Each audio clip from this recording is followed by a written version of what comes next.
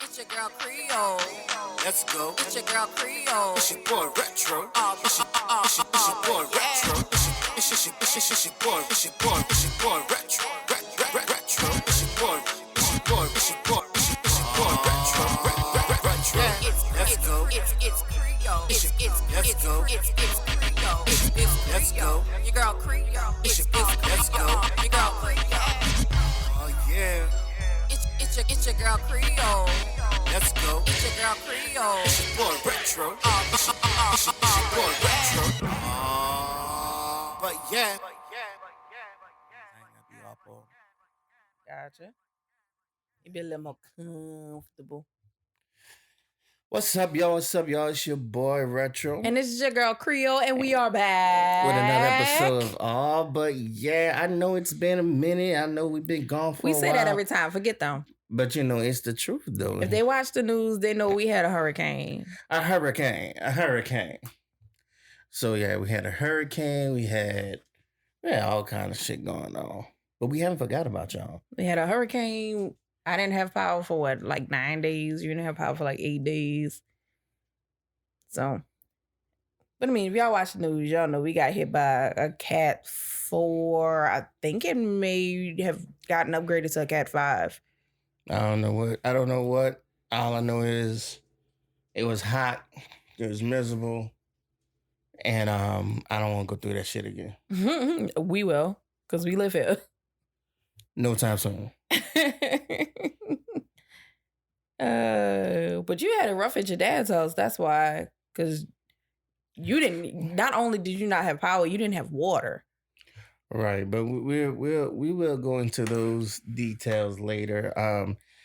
Because we pretty much got to catch you guys up, so it's most likely gonna be a 2-part podcast. I feel like we always catching them up. Yeah, but it's been a lot. I'm looking at our notes, and we last thing we was talking about, we was gonna talk about the She-Ball movie. Oh, how much baggage is too much baggage? Oh. We watched She-Ball probably a solid month ago at this point. Oh, no longer than that, because we at the end of September. The storm was at the end of August. And it probably was like a week or two before that we last recorded. Oh my God, it's been damn near a month and a half, 2 months. With your uncle. OnlyFans to ban sexual explicit content, then they wind up reversing that. Bring back the Desire House Project Christmas show. Cardi B had her baby boy. That's been a minute. Yeah, you probably done that month old at this point. You want to see a dead body? Something that say it's Tiffany's story. Yeah, you wanted me to talk about seeing a dead body. Who's C Sizzle and Nikki Kovac Met Gala swollen nuts story. So yeah. It is going to be a very topic heavy 2 shows. So I hope y'all are ready for this. So let's just go ahead and dive in. First of all, you guys, once again, thank y'all for tuning in. We did made out all right. For everybody else who did. First of all, let me do this and get this out of the way. Because I just want to get this out of the way. To all our faithful listeners, shout out to BJ. Shout out to Alexis and Irvin. Shout out to... Not Lakin, because she said we're not a true crime podcast, right, so she ain't worried about us. So poo on her. Poo on you. All listeners in India. It's been a while since we saw the stats. In Europe. And whoever you are in Ashburn, Virginia. There you go. And people in Texas, California. Parts of California that we don't know. Minnesota, I think. I saw Wisconsin once. Yeah. Shout out to everyone who tuned in and listened. Like I say, we apologize that, it's not consistent, but, we do have a life to live. And until it's not even like a life to live. It's like the unfortunate side of still having 9 to 5s while doing this. This isn't like our sole thing. And we're not saying that we want to neglect y'all, but sometimes it's just rough. It is. And, until we are able to make this our only thing that will produce livable income for us, we try to give y'all as much as we can when we can, as often as we can.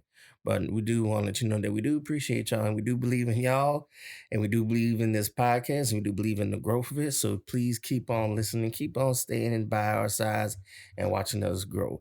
Now, with that being said, so if you listen to the previous podcast, last time we spoke, we're supposed to watch this movie called She Ball.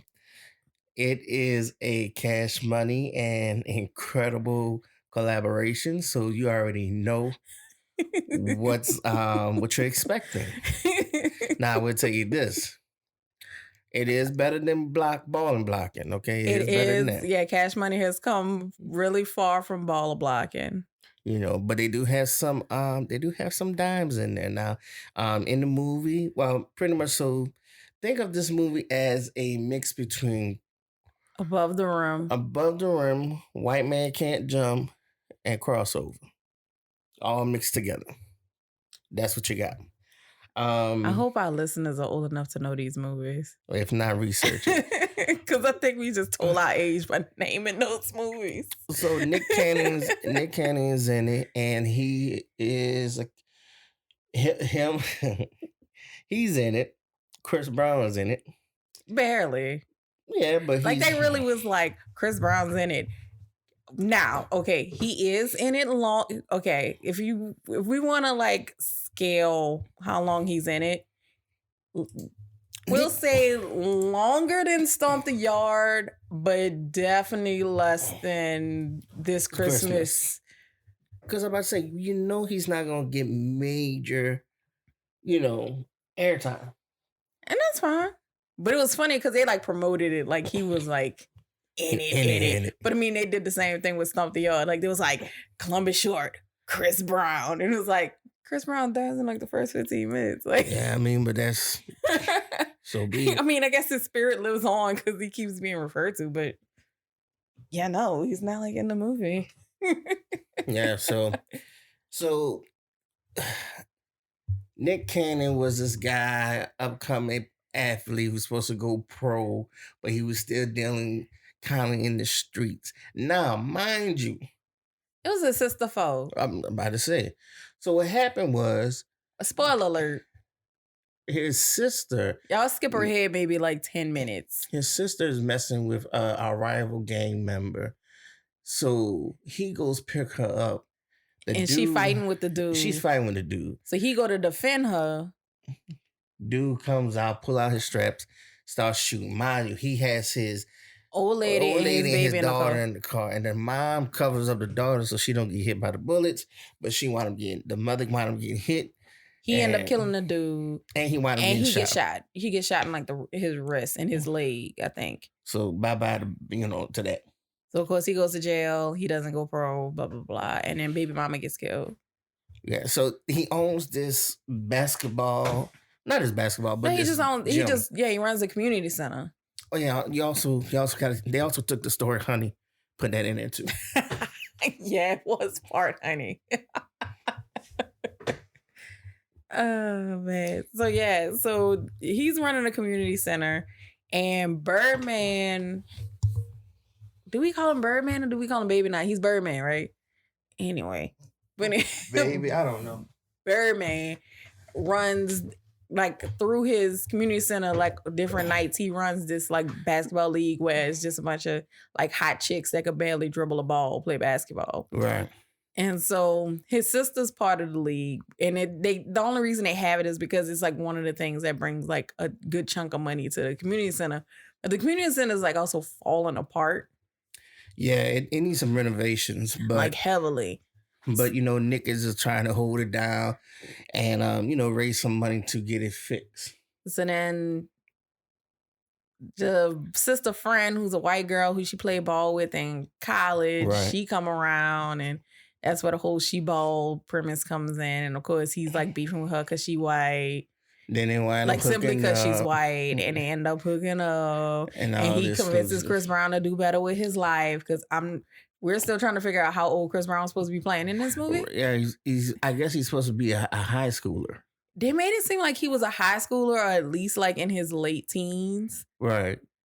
All tatted up in the game. Facts. But anyway, so and I'm pretty sure Chris Brown was like 29, 30 when this movie was made. Right. Which, granted, black people tend to play roles where they are much younger, but not with all them tattoos. Not with all them tattoos. Ain't no senior. There's no senior high school tatted up like that. That much. No. You might sneak and get like one tat on your arm. No, this tat on his neck. But we talk about like current Chris Brown, like tatted down to the fingertips. Right. I think we stopped just short of the tats in the face.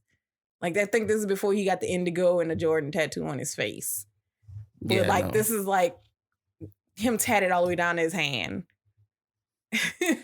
This and I'm like, and they like referring to him like, oh man, you need to like go to college and you going and you about to get out of here, blah blah blah. And I'm just like looking like, how old is he supposed to be playing? Because they never made it clear if he like was a senior in high school or if maybe he was like a 19-year-old that he was trying to walk on or what. Either way, I don't see someone that young having that many tattoos, but whatever. That man was tatted up, you heard me? He was ready, he was live, he was ready to go. But yeah, they never made it clear how old he was. But anyway, then there's a tournament to win money for the What is this, a tournament? Center. And Nick was gonna take the money, put it towards the center. So they wind up having the white girl be part of the team because one of Nick's partners, Junior from Players Club, wind up shooting himself in the foot or something. Oh my God, he was in that movie. Yes, Junior from Players Club is in the movie. Yeah, he ends up shooting himself because he was gonna try to rob Birdman in the club and he couldn't get his gun out of his pants. He ended up shooting himself. FYI, just don't put your guns in your pants. So they wind up winning the tournament. They end up playing against the other black chick. Right. That was the one that baby team. And Chris Brown. And he was mad because Chris Brown was on the other team. Well, he wasn't mad, but he was like... He didn't want him rocking with Birdman. Right. So that's why he was mad he was on the team. But then at the end of the movie, you find out Chris Brown's character, Taco, gets... a scholarship to UCLA. Yeah.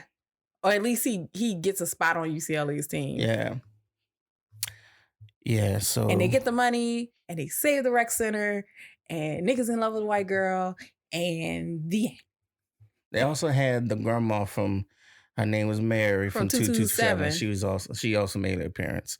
So it was decent. It was good. It wasn't terrible. It had a start, a middle, It had a storyline. It had a storyline. It had a start, it had a middle, and it didn't drag. I will say that.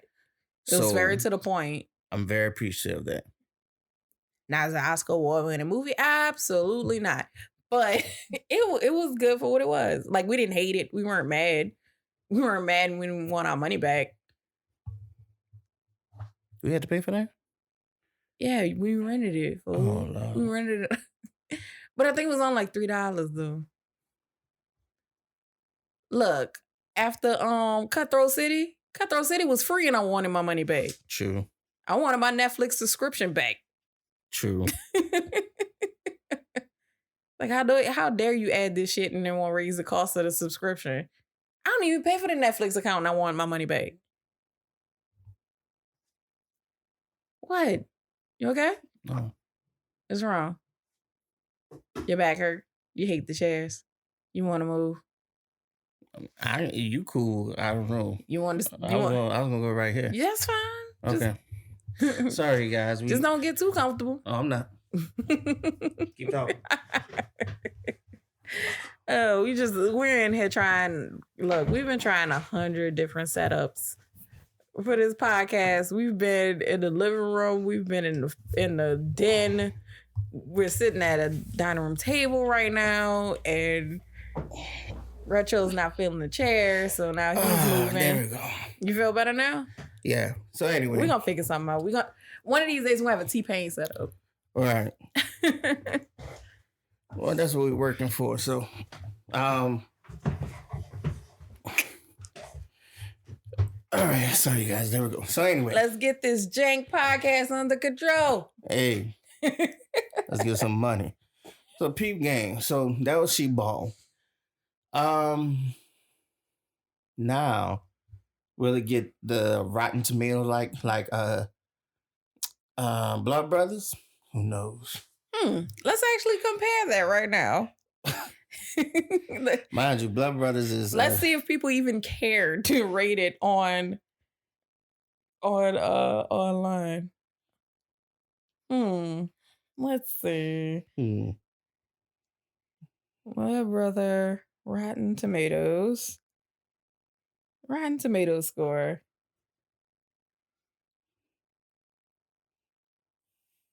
It is. It has a 17 on the tomato meter, but it has an audience score of 67. Oh, okay. That's for Blood Brother. Okay, let's see what She Balls. She Ball. Let's see. It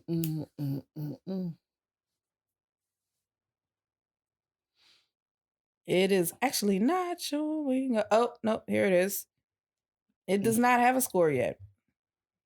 Go ahead, score it.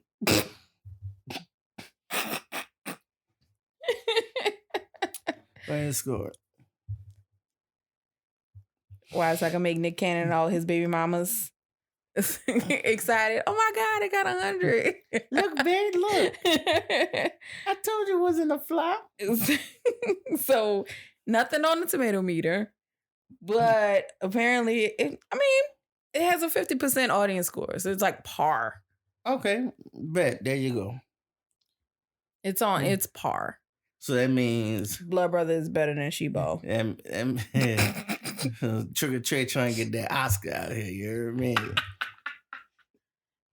So yeah, so that was it with that thing right there.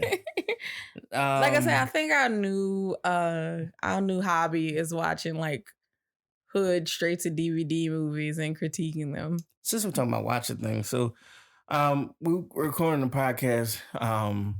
Normally we try to do it on Saturdays. Right now, what's today? Today's Thursday. And later it's Thursday, 8:00. So Korea wanted to watch The Masked Singer. So, and I watch it when I do. So we watching it, and tonight, I figure out, this is my first time watching it. So the bull comes on, and I'm listening. I'm like, I already know who that is. And she's like, who is it? I'm like, you really don't know? Now, mind you, I don't watch the show often, but one season I got one of them right. Who was it? It was the basketball player from the. He was from the. Well, what was his character? In the Indiana Pacers. He was Thingamajig? Yeah, Thingamajig or something like that. Oh, whatchamacallit? No, he was Thingamajig because Ball was whatchamacallit. Lonzo Ball was whatchamacallit. So yeah, so I told Creole, I say, look, this is who that is. Wind up being him. So tonight I'm watching the show, listening. Hey, I know who this is. I know this voice. In the range, I'm like, come on. So they did the clues and everything. I'm like, you still don't know? Look, I know he's not listening, but by any chance, Todrick Hall, yes, child. I know that's you and need that bull costume. I can't wait to the reveal. I wish you could win money. And I'm pretty sure people are like all on his page right now going, that's you. Well, when I tweeted it showed people saying Todrick. Mm-hmm. So yeah, it's Todrick. It's him. I know. It was the same thing when it was Bow Wow was the frog and Omarion was the Yeti. Yeah, like no, I know it's his ass. Todrick, right. It's you. So like there's just some voices that are just right. Like as soon as Gladys like performed her very first song on the very first season, everybody's like, that's Gladys.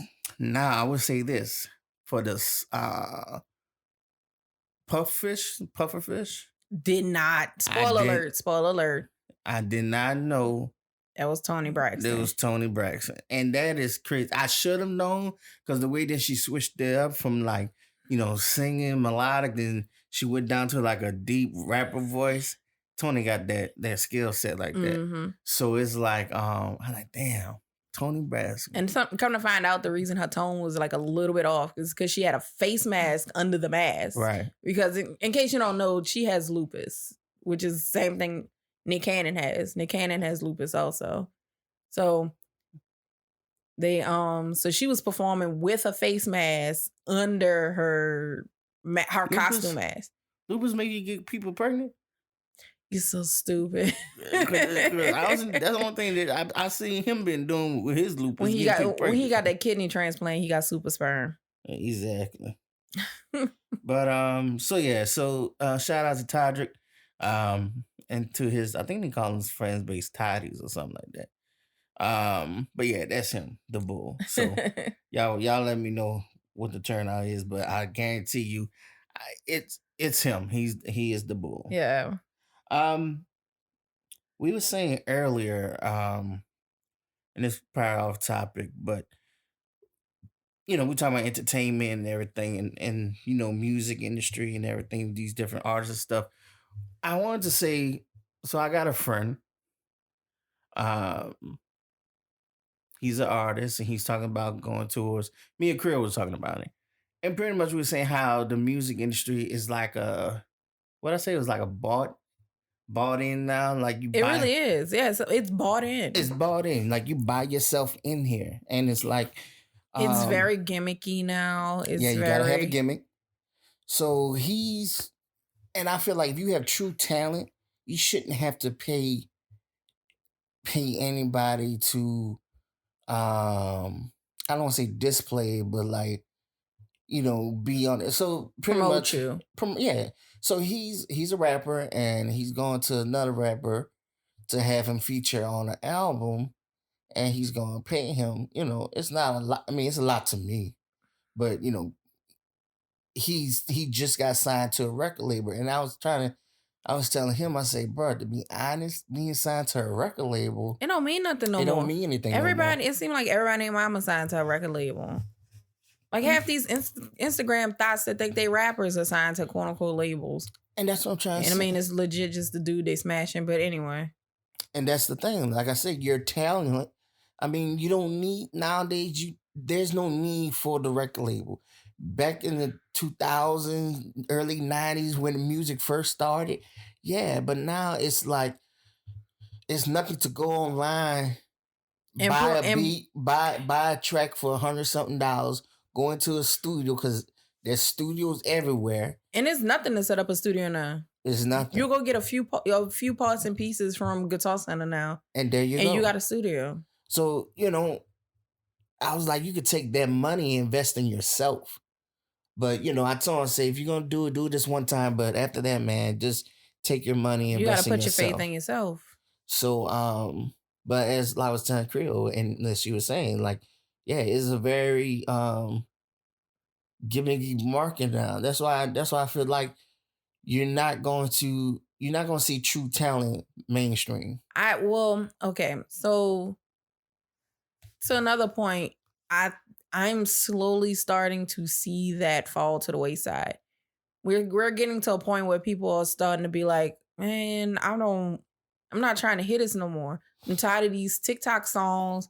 I'm tired of Shade Room trying to make people famous that we could care less about, and all kind of things like that. Like it's slowly falling to the wayside because people are getting tired of like these songs off of TikTok being pushed as like the new hit music. Because the Busted Challenge song ain't go that far. Right. Whole lot of choppers ain't go that far, even though Nicki tried to get on that. Okay. That damn Megan Thee Stallion Crybaby shit didn't go far. Trash. Okay. Coily Ray, they trying to make her famous. Wait, was that the one that did that performance? Yeah, that I showed you the other day. And she was at Rolling Loud and she was like getting hyped trying to perform a song that nobody had heard. And everybody was just standing there. Everybody was like looking at their DoorDash to see what they're about to get delivered while this girl was performing. They were booking their Uber for the night. Like, all right, when the show's over. And she was like she was jumping all over the stage and everything else. And people were just like, My fuck is this? We want to hear the got that song. That's all I came for. Let me tell you something. I know not to bash anybody's art, because everybody has a right to create, music, art. Everybody, and it's to each his own. But the shit that they've been letting slide is ridiculous, and that's why that was the longest, most polite intro to just say, y'all ain't shit, boy. Y'all music is trash. Or like I said, it's not meant for me. It's not meant for me. It ain't meant for a lot of people. Because like I said, I really starting to feel a shift where people are just like, I don't want to hear this no more. Especially since a lot of like mainstream artists are like, have been taking a break during COVID. And that's been letting a lot of these gimmicky artists like come out with stuff and like rush and push stuff. And people are like, man, where's so-and-so album? Where's J. Cole? Where's Drake? Where's Kanye, for God's sake? Where's Chris Brown's album? Where the fuck is Silk Sonic's album? Man, since we talk about albums, it's not on here, but we're going to talk about that. But yeah, and I agree. Where have all the great ones gone to? They working on their craft. Because that's the other thing too. It's like, I don't have a label. Like you say, you don't need the label anymore. So the label's not rushing me to put out an album. So I can take my time and work on it. Supposedly you could take your time and work on it. Unless someone is dropping their album, then you want to hurry up and drop yours. Ooh. That's quote unquote unfinished. Ooh, somebody got their petty pants on today. And I'm not being petty. My thing is this. No, let's talk about it though. No, we're gonna talk about it because, like I say, we look. This is a 2-part podcast.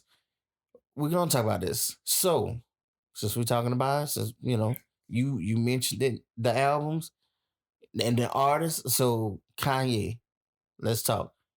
Drop his album. Finally drops it.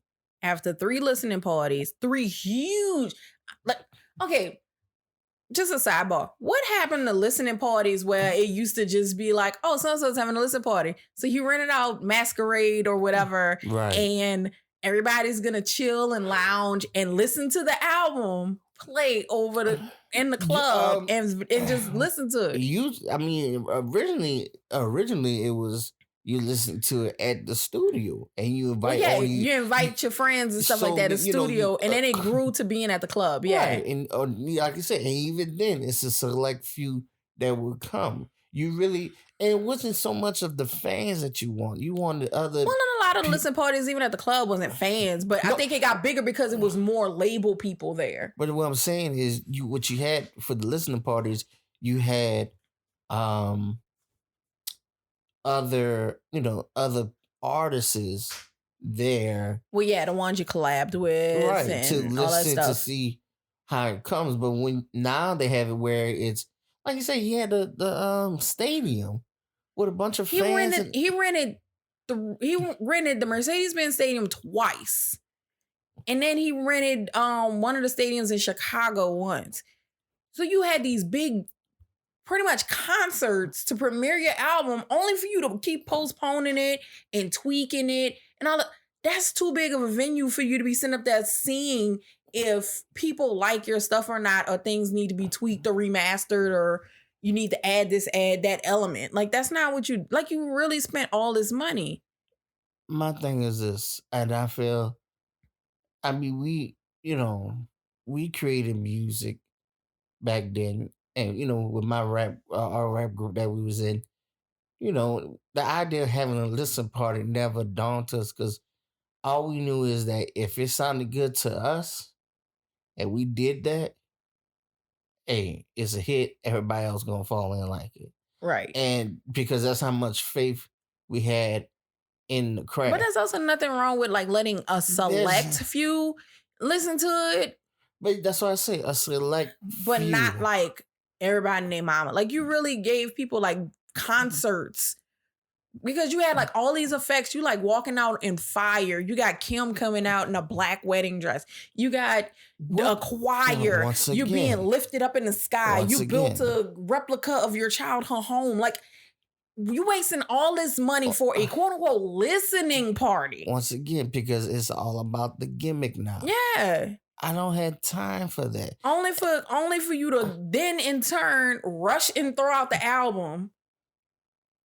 You rush and throw out the album, and everybody in their mama's like, you left this person off, you left that person. There's been nothing but artists complaining about A, being left off, B, their song sounding like trash and are uncompleted because they weren't mastered correctly. You know, you just flat out left people off, and now it seems empty. You know, but that's all I've been hearing is the album sounds unfinished. But my argument is he had no reason to rush. There was no reason to rush. I don't know why you felt like you needed to compete. You should have just waited. Whatever date you had to put out your album, you should have put it out. And if y'all don't know the quote unquote reason why he rushed, because he wanted to drop his album out before Drake. I'm like, why? Why?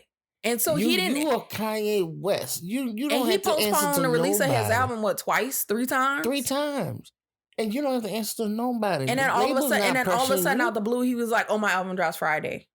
Yeah, so no, it dropped on like a Saturday or Sunday. Yeah, when albums normally drop on Fridays now. Remember back in the day, it used to drop on Tuesday, but everything used to drop on Tuesdays back in the day, and now it's Friday. But stop telling your age. That's fine. I will tell my age.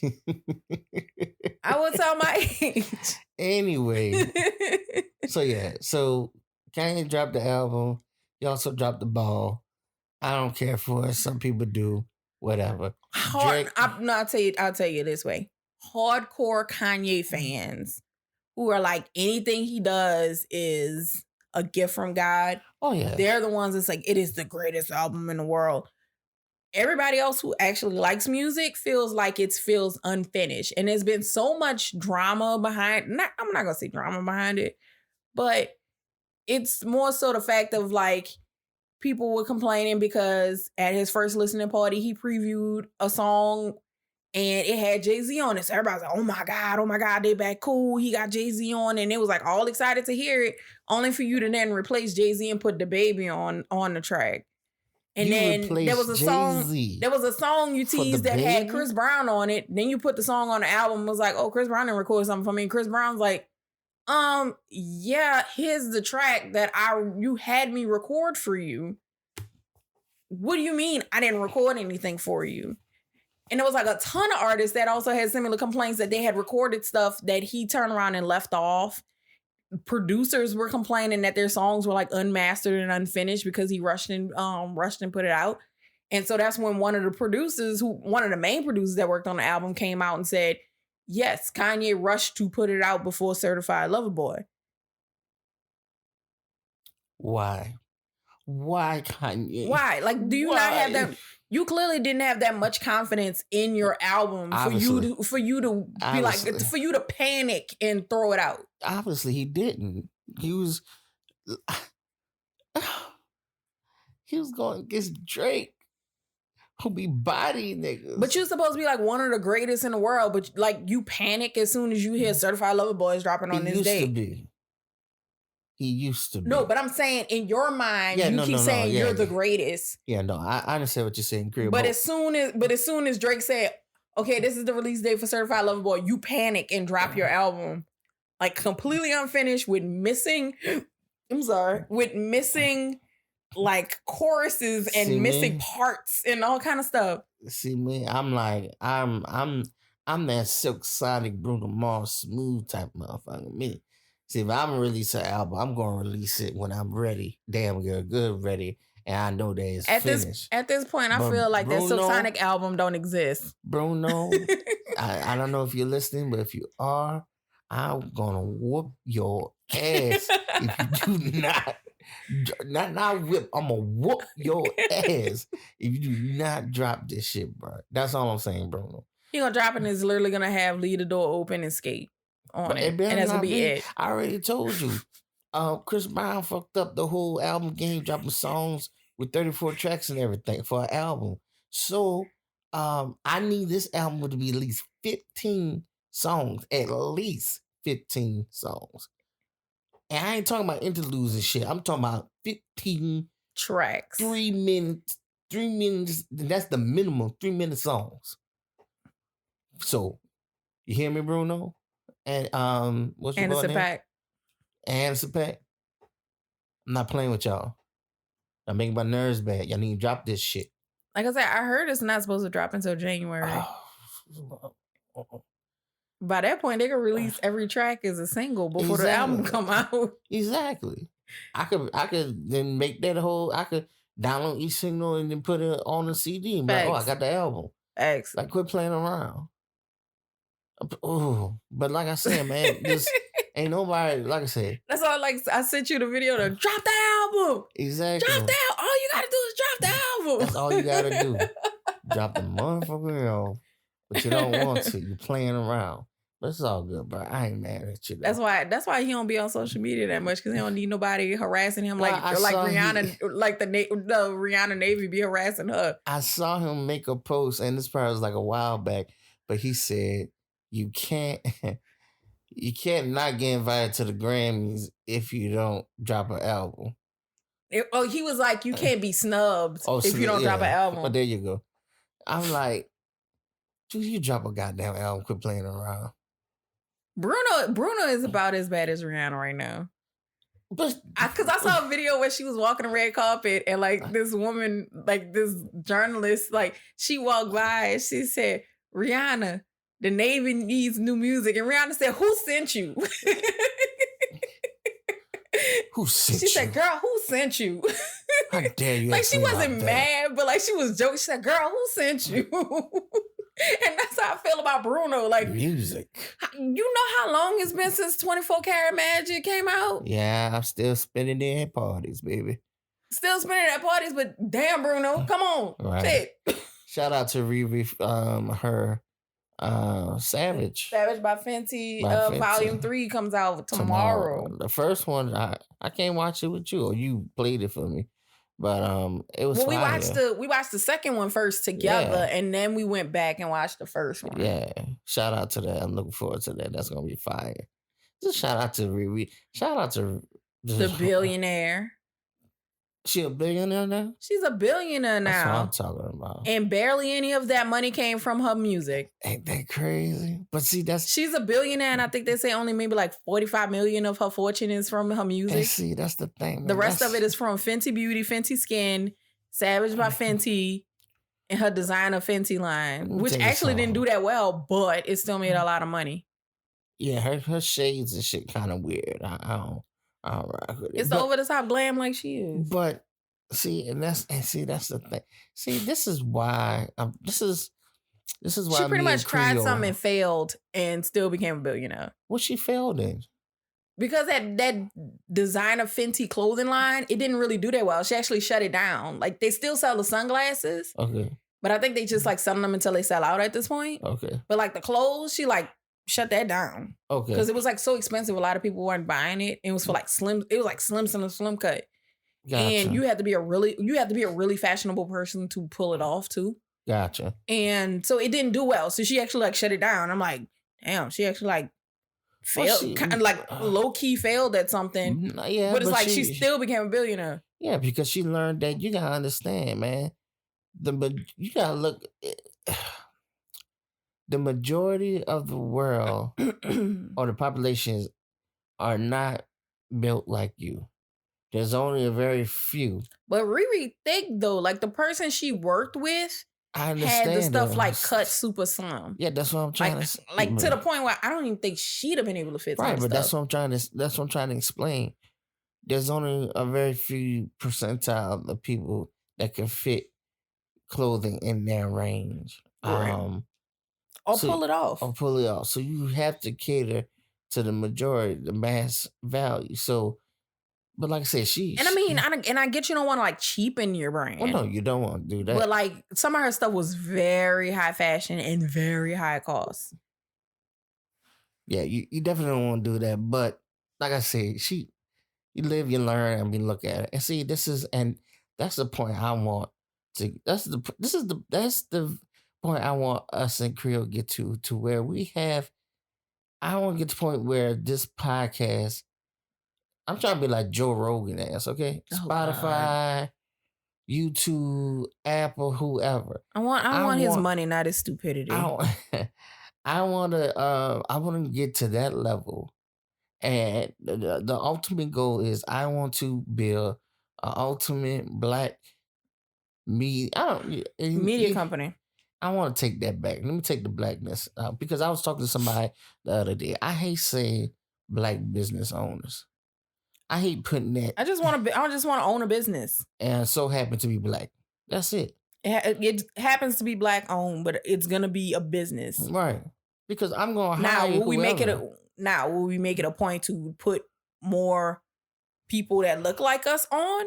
Yeah, but I mean, we're also not gonna turn away the Jack Harlows of the world. I would make sure that I put qualified people like us on, because that's another thing. They just because you black, hire me, but you're not even qualified. Doesn't matter. I'm black, hire me. No, I'm not doing that. That's what we're not about to do. We're not doing that. That's what we're not about to do, because you're not about to be sitting up here costing me money, destroying stuff, not showing up to work. That's all I'm saying. So, like I said, with that being said, that's the level I want to eventually get us to. So, like I said, I can just have the residual income coming in. We got the podcast. We got rental property. Just money coming in all directions, and just like don't know what the hell to do with it. Oh, baby, we're gonna do this. I don't know, Jesus. Just put the money in the refrigerator. Put it somewhere. Goddamn, I don't know. I'm trying to be Nick Cannon wealthy. Exactly. Because we were just talking about, Masked Singer. Like, he's the executive producer of Masked Singer. Well, he is everything for Wildin' Out.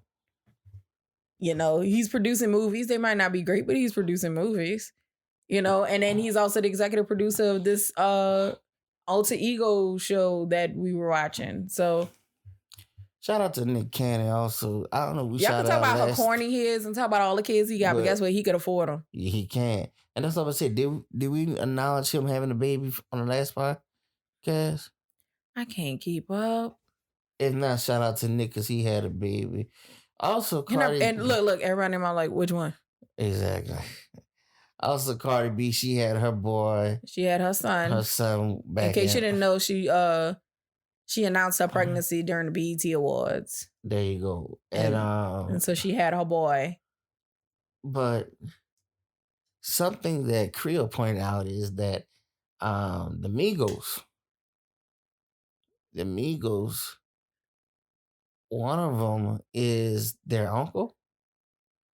Okay, so it's uncle, nephew, cousin. So Quavo is Takeoff's uncle, and Offset is their cousin, if I'm not mistaken. Okay, so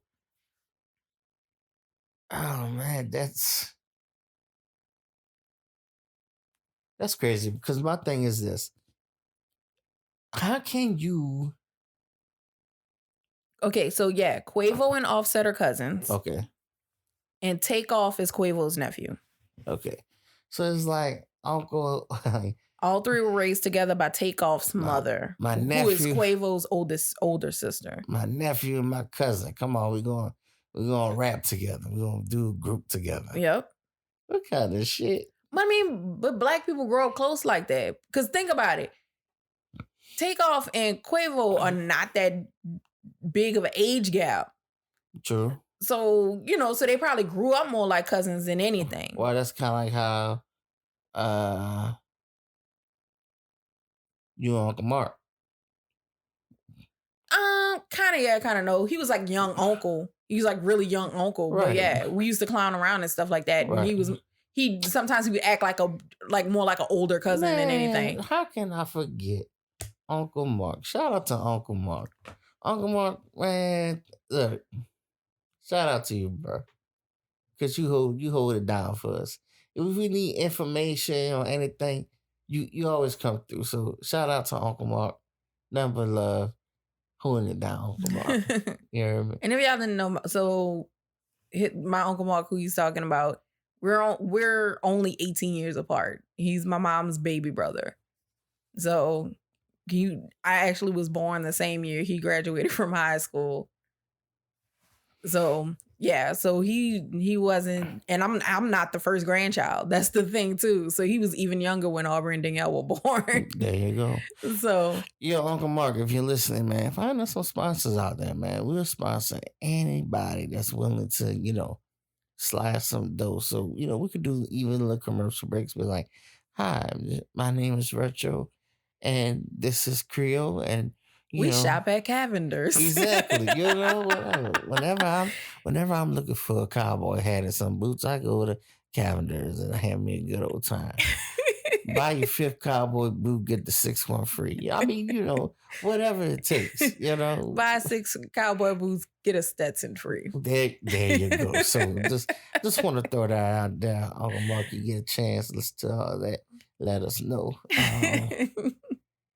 But like I say, I'm grateful for Uncle Mark and his support.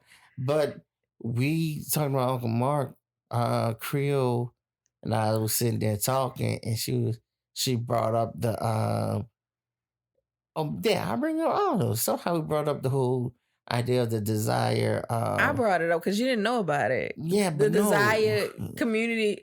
Oh, I think you had found a video of these dudes dancing to bounce music from the 90s. Yes. And it was like an old video, and I said, oh, this is just like the Desire housing community Christmas show. Right. And you was like, what? And in case y'all don't remember, Retro's not from New Orleans. I'm not from New Orleans, so this is something. He wasn't born and raised in New Orleans, so it was something new to him. And so if you don't know, the Desire Housing community Christmas show was it's a Harris family tradition to watch. Ghetto. It is ghetto. But anyway, and go over to our Facebook page. I'm actually gonna share some of the clips that I found on YouTube. Oh Lord. From the show.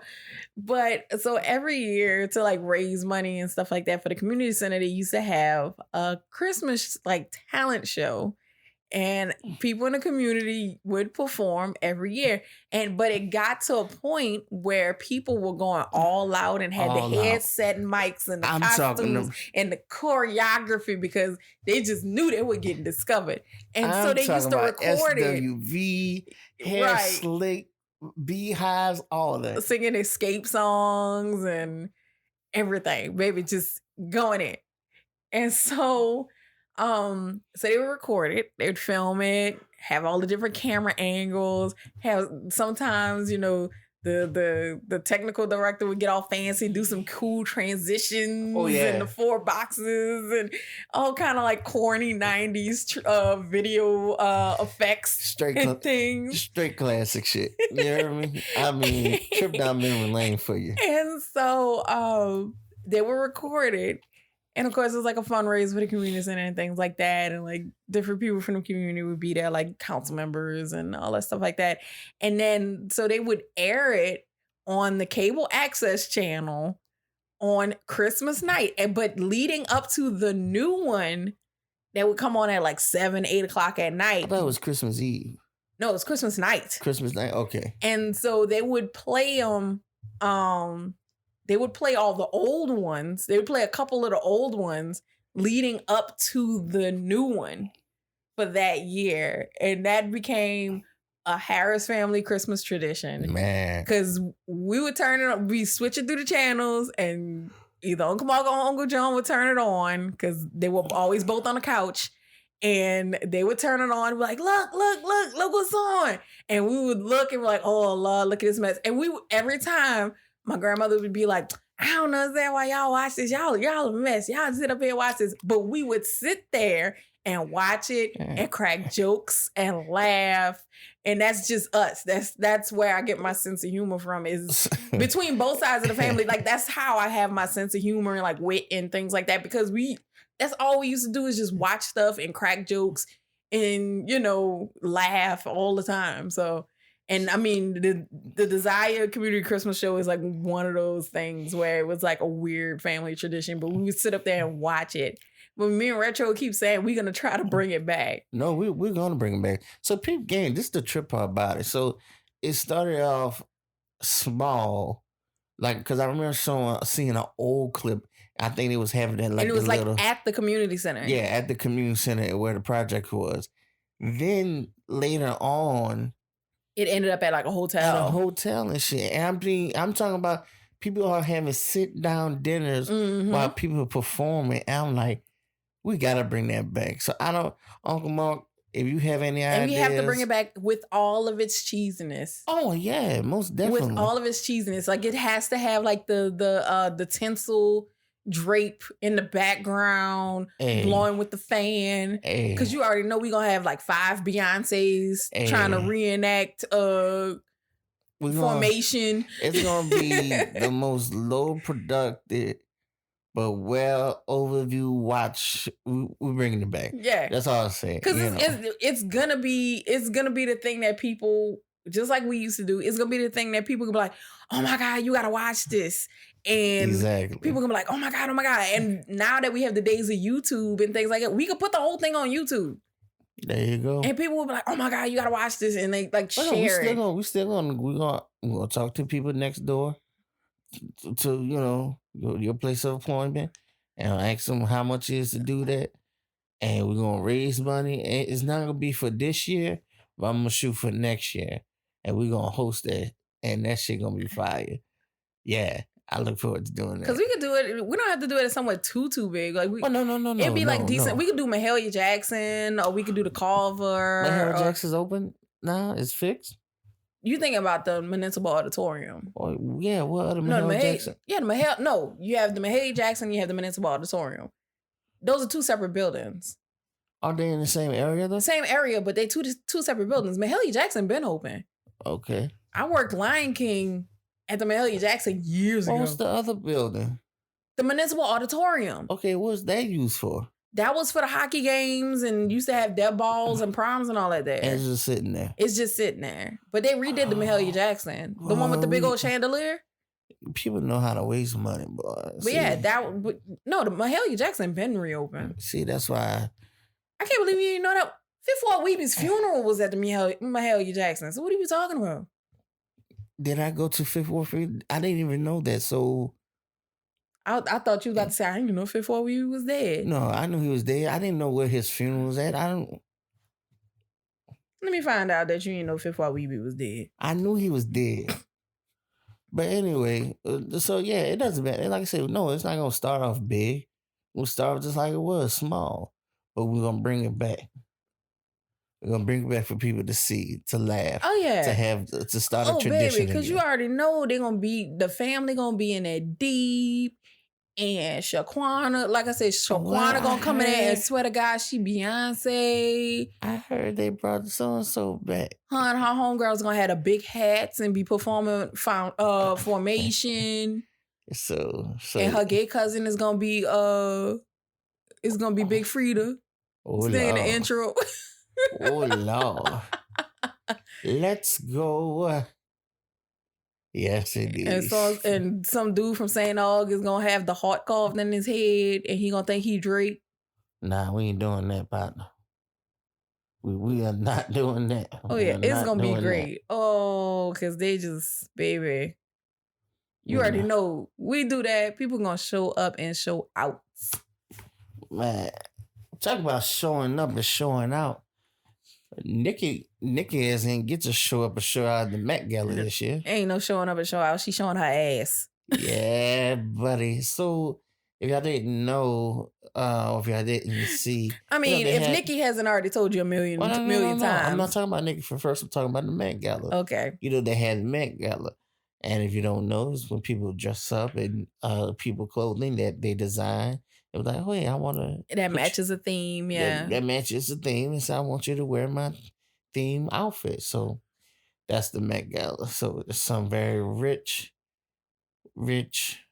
type of shit. And you have to be invited. It's not a somebody can randomly buy a ticket to flex that they can afford it. You have to be invited. So Nikki, for whatever reason, she was invited, right?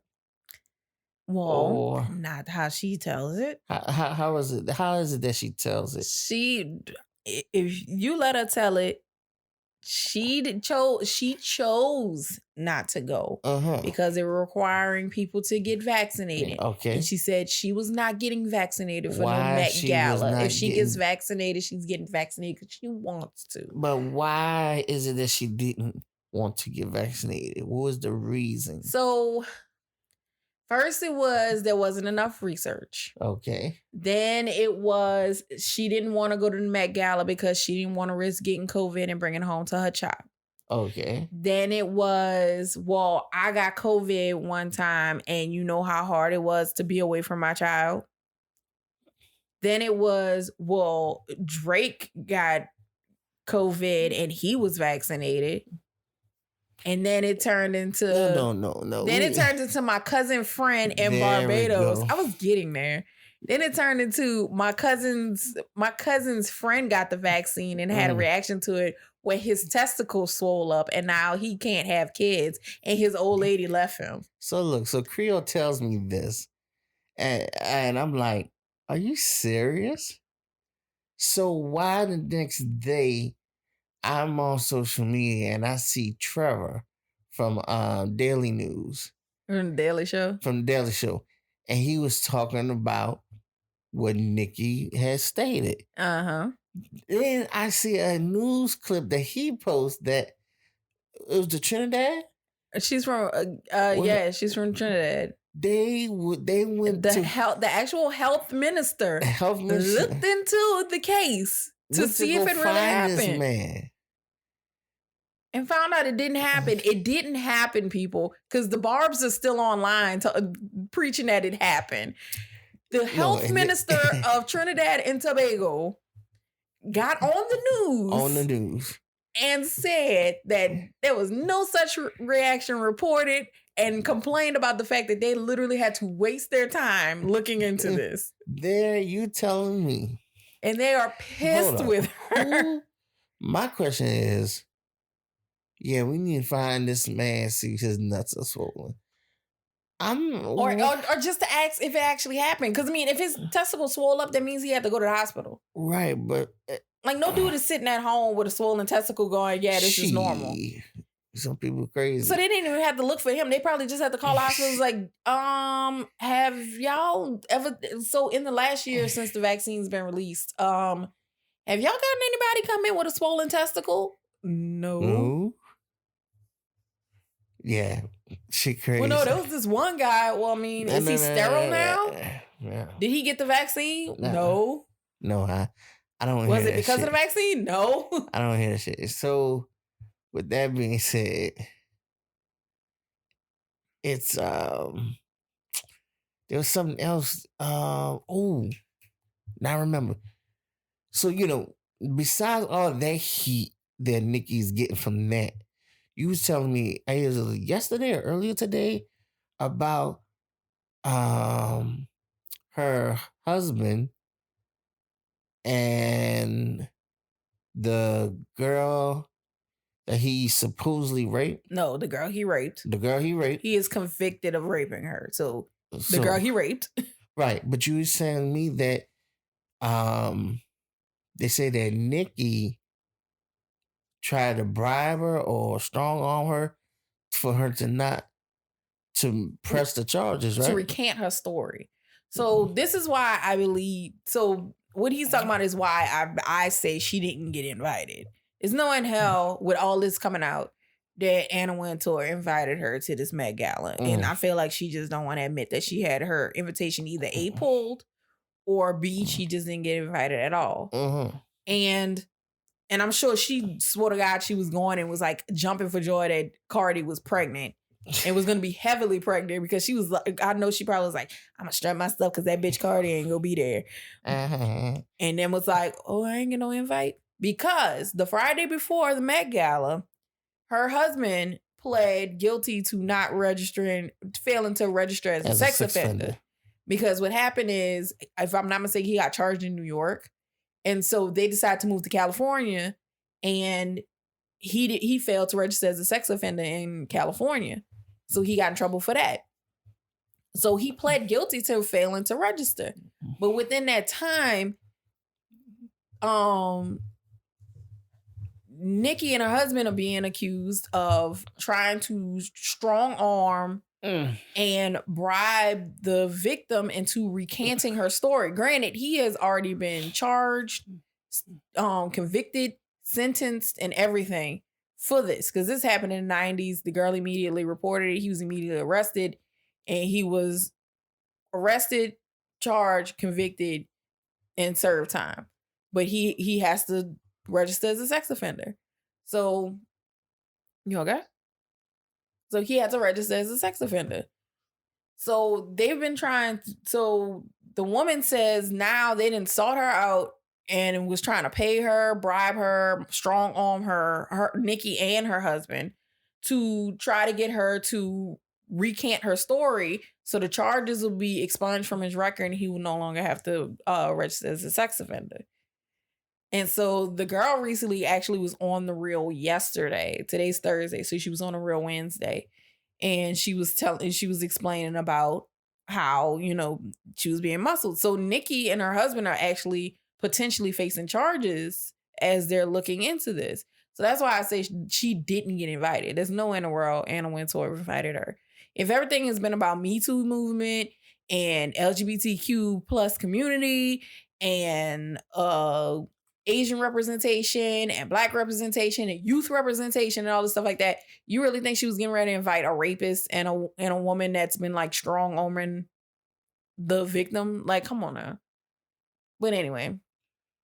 Well, I mean, Creole was asking me, or I might ask her, what you think that the Barbs are gonna do? The Barbs are attacking the woman. Her? No. God, no. Because the Barbs out here victim blaming. The Barbs are like, the girl just want attention. She just want money. She wants this. Let that man live his life. Why you can't let her be happy? And as I was saying, that was the thing I was telling her, Creole, is that Nikki's not gonna look like a bad guy in this. Just like Megan Thee Stallion is not gonna look like a bad guy in her situation. Matter of fact, I mean, that shit just gone out of thin air. I have yet to hear a court date or anything about between Megan Thee Stallion. Tory just got his ankle monitor taken off.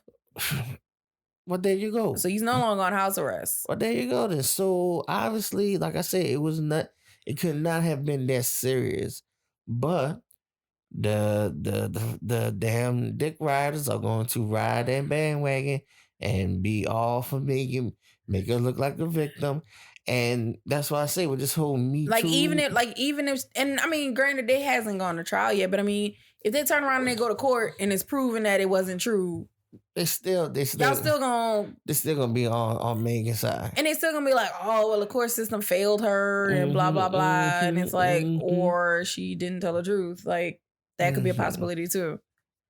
We'll find out whenever that goes to trial. But the Barbs are definitely proving that they're not gonna cancel Nikki. That's ridiculous. They are very much like attacking the poor victim. That's ridiculous. Y'all wrong for that shit. The Barbs are fucking crazy. Yeah, they're crazy. The Barbs and the Beehive are fucking crazy. Team Breezy is up there sometimes too. And I'm not part of Team Breezy. Like I don't consider myself part of like the clubs. You know what the crazy part about it is? If you look at Creole's listen plays, if you see some of the Black Pyramid merch she purchased, you would think she's a Chris Brown. I'm a Chris Brown fan. I'm not Team Breezy. But yeah, CD's like fan. She's not Team Breezy. These fan nations, they are insane. They are insane. Not because why does he look like he looks like the Dave Chappelle character. Stop. I saw it. Dude.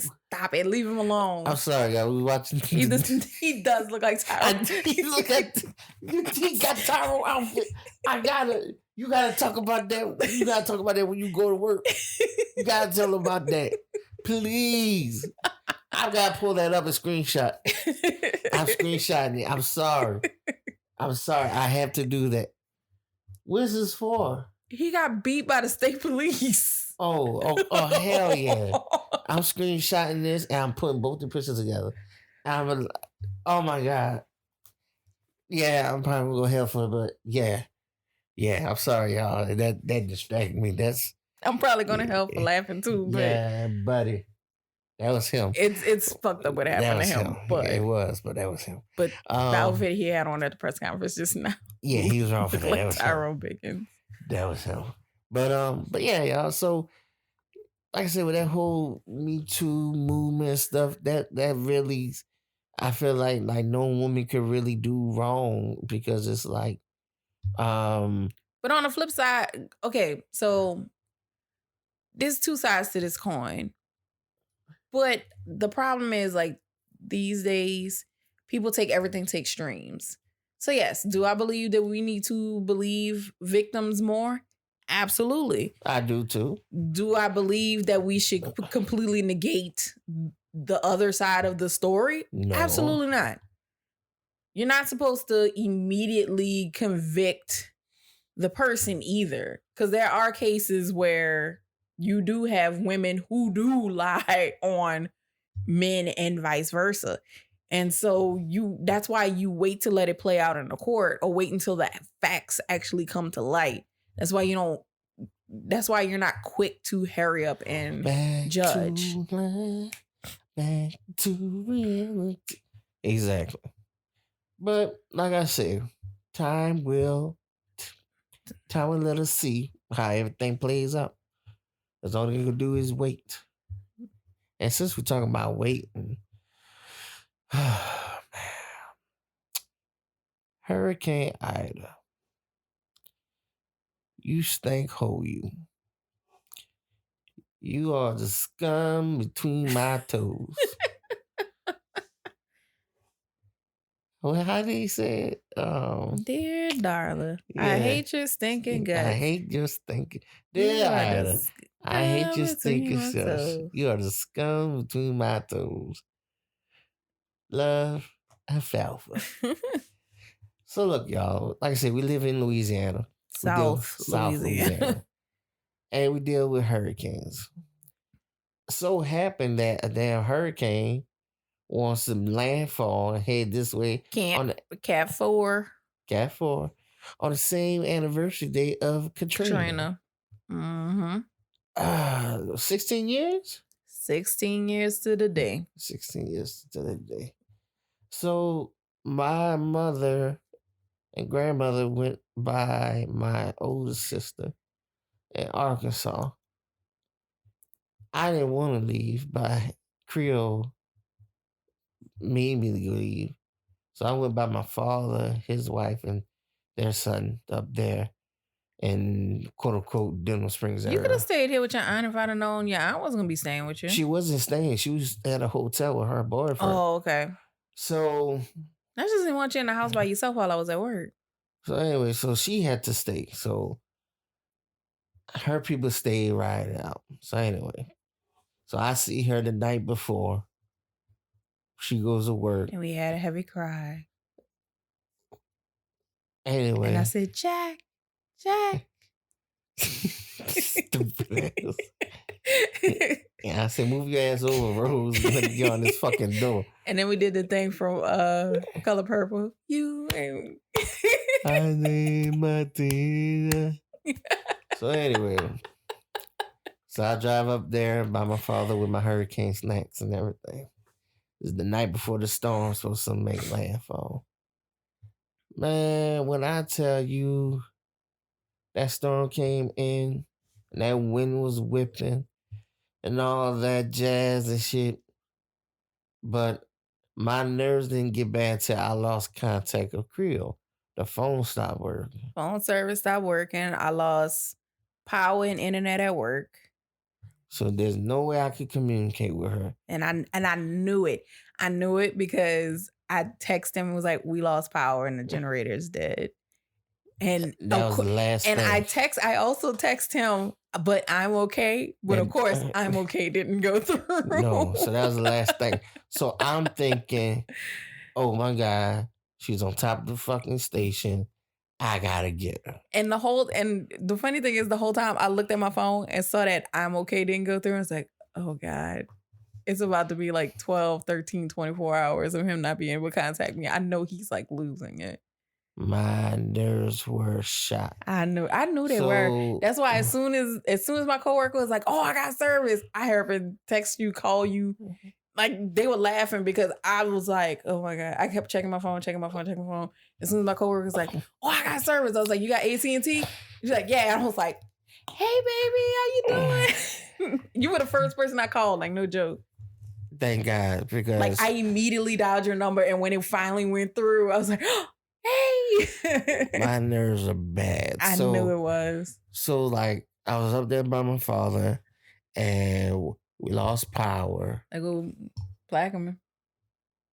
Yeah, we lost power. Then the water situation, we couldn't use the water, so we had no running water. So I'm in there sweating bricks for 4 days. And day number 5, I'm sitting here smelling like a gallon of sour milk. And I'm like, no, I can't do this. So my partner, he was going to Florida to meet up with his people. He hooked me up with some rooms. I had another friend give me some money for some rooms. Shout out to Jamie. Thank you very much. And I was in the hotel. And I was here. And Creel was still at work. She couldn't leave, working 12-hour shifts. And I'm like, bruh, this is bullshit. So that's like day 5. And then no power though, mind you. The energy people are here. They working. They're assessing the damage, so they say. But no power. Now, from what Creel was saying, that they're supposed to be working from east to west. Yeah, that was bullshit. Okay, they picked where they wanted to work at, and they picked what neighborhoods to put the power back on. I got power 8 days later. Creel got power 9 days later. But we got power. But the main thing was that I for that time frame of not being able to talk to her, my nerves were really bad. Like, you can ask my father, like, I'll be sitting up, waking up early in the morning, just sitting there waiting for the sun to come up, checking my phone, see if I get a signal. Like, no lie, if it wasn't for the gas shortage or not being able to know to get gas to get back, I would have, if I had tanks to pull that had gas, I would have drove down there ASAP. But I'm going to see what walkie-talkies we need because I'm not doing this again. We have to get satellite phones. Well, so be it. We'll get whatever because, yeah, my nerves, And that was the first major hurricane you had to deal with me at my job. Exactly. We always talked about it, and we always talked about the what if. I always tried to get him prepared for it. Right. And I just knew, and I always was like, we have a generator. We're going to be fine. It's going to be okay. Just calm down. We're going to be fine. Generator crapped out. Internet died. Was in the dark. In the dark at work. No car. And no signal. And she wanted me to be all right. Huh? And you wanted me to be all right. I do. Man. Because when we have kids, I need you to be all right. You're going with your daddy. And they're going to be sitting right here and you still going to be working. That's fine. So you might as well come here with the kids. No. I'm patrolling the station. No. I'm going to be right out there with the sandbags. Holding it down. Oh, boy. So. It was fun, though. Fun for who? I'm just sitting up here, man. It's hot. It was hot. It was miserable. It was. I came over here when I came back from Florida because things got a little bit better. I stopped here, and no, that's not on my way back. No, I was leaving, going to Florida.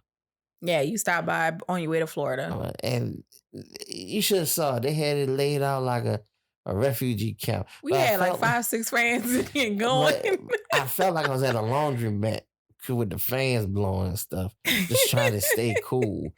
And they had an army cot and a blower mattress. I'm like, what the fuck? I'm like, they was not. And they sitting here chilling, playing pity pad and Pokino. Like, ain't nothing. Like, you know. Yeah, because my mama and my Auntie Mary took that as a chance to take everybody money.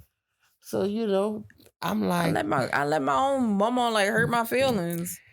She said she's gonna put your ass to bed. When she was sending me to bed early, she saw I only had 2 quarters left. And she's like, well, I guess we sending you to bed early. I was like, ah. There you go. So yeah, man, I'm sitting here like, yeah, no, I gotta go. So and in case y'all didn't know, we had a pack house because it was my dad had my Auntie Janelle, my mama, my Auntie Mary, Auntie Pam was here for a night. You know, a friend of Dad's was here. And of course, Raph stopped by. I was popping in and out because, of course, we had no power at work. So I was like, there's no point in me sleeping here because we can't do anything here. So I came home. So we was all just like spread out in the house. And like he said, there was like an army cot. Because my dad was like, oh, you know, I'm used to this. And like pulled out an army cot and was sleeping on the army cot in the living room. He was ready. He was ready to pull that army cot out. But if I heard between him and Janelle, if I heard, well, I used to be in the military one more time. Because the first thing when I see Janelle say, I was like, well, you want to sleep in my bed while I'm going? Oh, girl, I was in the military. I could sleep standing up. Okay. Yeah, all right. You don't have to, though. You know that, right? The very next night, she slept in the back room on the bed. Exactly. Talking that shit.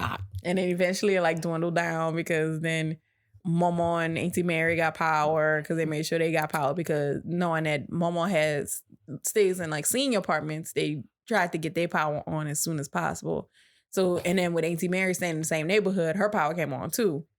And so, of course, they immediately was like, we got power, bye.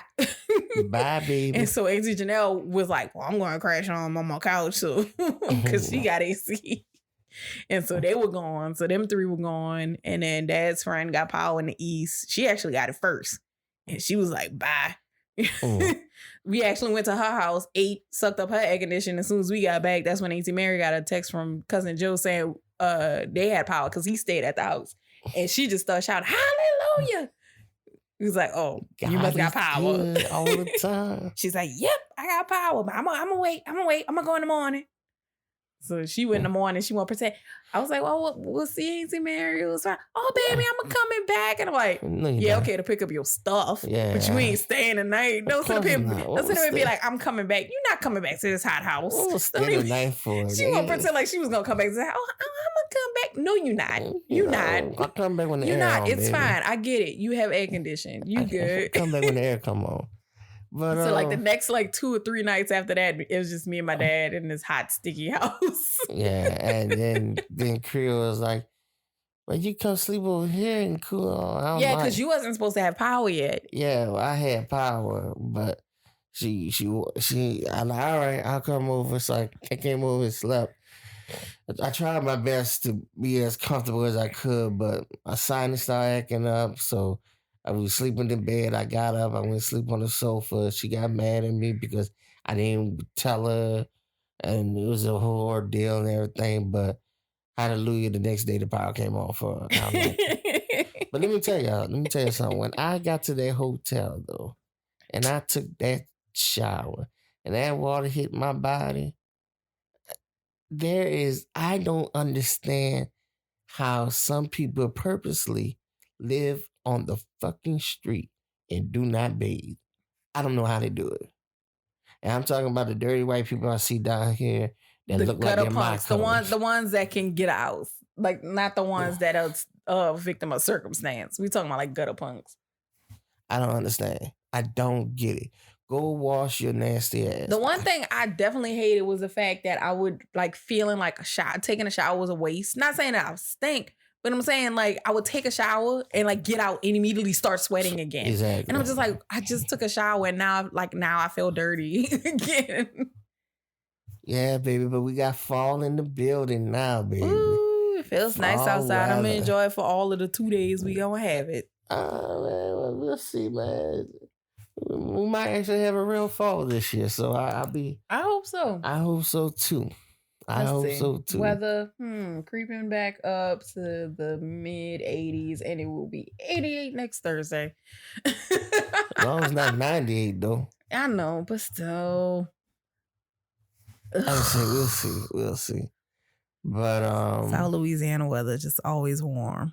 So yeah, now mind you, we had to deal with the gas. We had to deal with gas situation too because we had a gas shortage. Gas shortage because everybody was running generators. Because that's one thing everybody definitely invested in was generators. So people had to gas up generators. People had to gas up their car because some people decided to leave like after the fact. Especially a lot of places where like home, like in like the river parishes and the bayou parishes, like Lafourche, not LaForge, Trump. Lafourche and Terrebonne and Grand Isle and Barataria Bay and and Plaquemine and stuff like that. A lot of those people ended up leaving after the fact. So then they were getting gas for their cars and leaving. And then you had people running generators, and with us not having power for up to like 10, 14 days, people were running generators all day. So so we had to deal with the gas shortage too. That unfortunately resulted in a knucklehead killing someone at a gas station. Not even worth it. Like now you sitting in jail explaining to somebody that you in jail because you shot somebody with gas. But all right. But we made it through. We did. We made it through like we always do. And use that dreaded word that they use all the time. We were resilient. Exactly. Exactly. But look. Describe New Orleans in one word. Resilient. Now I will say this, you guys. If y'all like to donate to the podcast and donate to us, I do have a Cash App set up for us. It is $ Creole and Retro. That's CREOLEANDRETRO. $ in the beginning. We need to start, trying to get some type of funds and stuff into, like I said, it's been a year since we've been doing this. 2,100 downloads. Boy, we definitely was like, if we can get 200, that'd be nice. That's all. When we first started, we had very low standards for us. We had very low standards. So it's like, like 2,100 downloads strong. We'll take it. Right. And we really want to do more with the podcast. We really want to set up like a actual area to when we start, inviting people over to have. We do want to have more guests because it did seem like y'all definitely enjoyed Cam and Terrence and Tanaj. Right. And you can get your boy. Well, look, we trying to get back up and running now. Right. We barely could do the podcast. I know, but I'm just saying though. So we're trying to, if you like I said, like to donate, it is $ Creole and Retro. I think, that's what it was. Yeah, I gotta look at it. Yeah, but that should be it. But like I said, because like I said, we want to do more. We want to eventually get merch so you guys can purchase, and that can help us out too. We want to be able to set up actual stage to, we did record one episode. It was straight. It was, it was a rough cut because, it was our first time recording. I have a new tripod, so y'all won't be looking up our noses next time. I want to be, because we do need to get some lighting and stuff, because that was another thing. I don't care for the light because it gives off that yellow. Mm-hmm, but also my ring light is not big enough to flood the area. Exactly. So we got, there's a few little more things that we need to get in. We'll be very appreciative if you guys can donate and help us out, or get some sponsors to come our way to help us out. Either way it goes, just help us out. And I guarantee you, that the content that we do give you will get better. Will get better. Because we want to get better for you guys. Exactly. We love you guys. And like I said, we wrapping it up. I just want to say thank you all for listening, tuning in.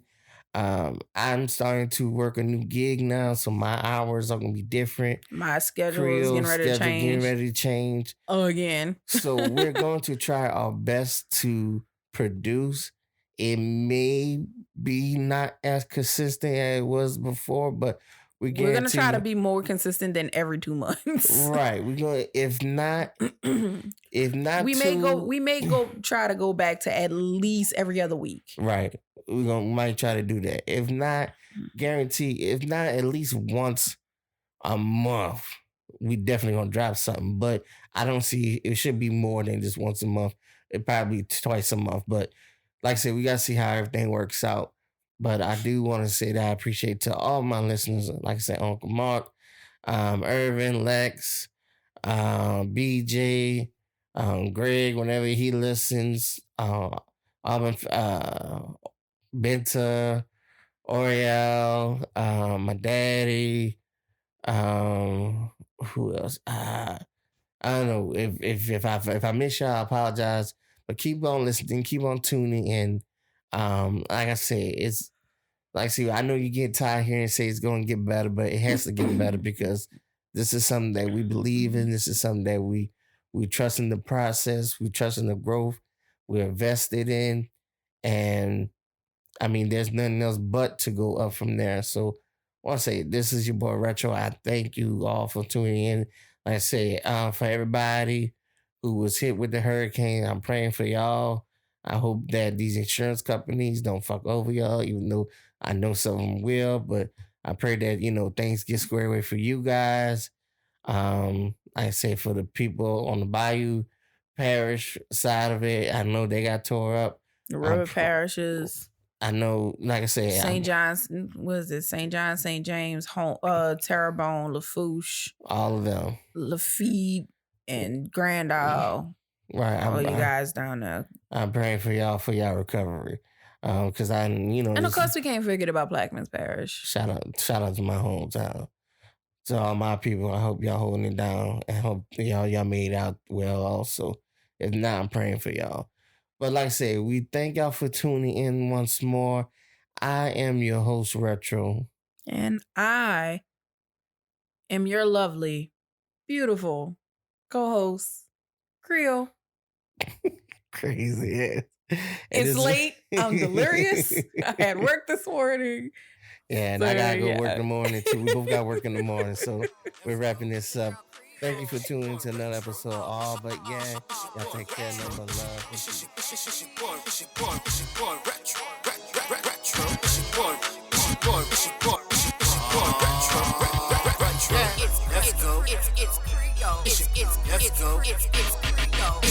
Let's go. Your girl Creole. Let's go. Your girl Creole. Oh yeah. It's your girl Creole. Let's go. It's your girl Creole. It's your boy Retro. It's your boy Retro. But yeah.